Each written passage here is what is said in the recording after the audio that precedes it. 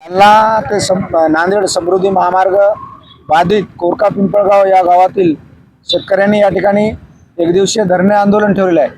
आमच्या मागण्या साध्या आणि सोप्या आहेत।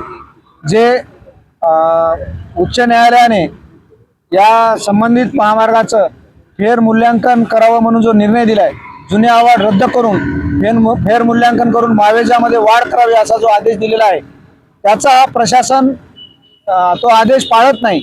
माझी प्रशासनाला आपल्या माध्यमातून विनंती आहे की शेतकऱ्यावर अन्याय करू नये, कायदेशीररित्या त्या शेतकऱ्यांना मोबदला वाढवून मिळवण्याचा अधिकार आहे। तर आपण सदरील शेतकऱ्यांचे शेतीचं फेर मूल्यांकन करावं। सदरील शेतीची कोरडवाहू दाखवलेली आहे, त्या गावामध्ये आपण जाऊन पाहू शकता। त्या गावामध्ये हळद, केळी, ऊस यासारखे पिकं घेतल्या जातात। सगळ्याच्या शेतामध्ये बोर, विहिरी आहेत। तर त्या पद्धतीने या शेतीचं फेर मूल्यांकन करून शेतकऱ्यांना मावेजा योग्य असा वाढून द्यावा, अशी आमची या धरणे आंदोलनाच्या माध्यमातून वंचित बहुजन आघाडीच्या वतीने मागणी आहे।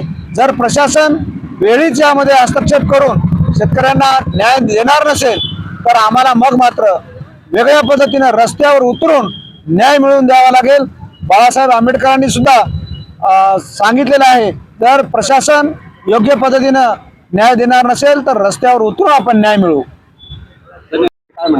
आज वंचित बहुजन आघाडी शेतकरी आघाडीच्या वतीने आमचे नेते माननीय संतोष गव्हाणे पाटील साहेब यांच्या नेतृत्वामध्ये वंचित बहुजन आघाडी नांदेड जिल्हा नगरसेवक, पदाधिकारी व सर्व कार्यकर्त्यांच्या वतीने आम्ही एक धरणे आंदोलन करत आहोत। धरणे आंदोलनाचा प्रमुख विषय असा आहे की हायकोर्टाने निर्णय दिलेला आहे की बाबा शेतकऱ्यांना त्यांची फेरमोजणी होऊन त्यांना मावेजा हा वाढून देण्यात यावा। मग हायकोर्ट जर निर्णय देत असेल तर नांदेडचे प्रशासकीय अधिकारी कोणाच्या दबावाखाली येऊन हा निर्णयाला त्यांनी फाट्यावर मारत आहेत, हे आमचं म्हणणं आहे की बाबा तुम्ही या शेतकऱ्यांकडून जसं आमचे नगरसेवक म्हणले की एक सोनं तुम्ही घ्यायलात आणि देताना त्यांना तुम्ही माती द्यायलात, हे अयोग्य आहे।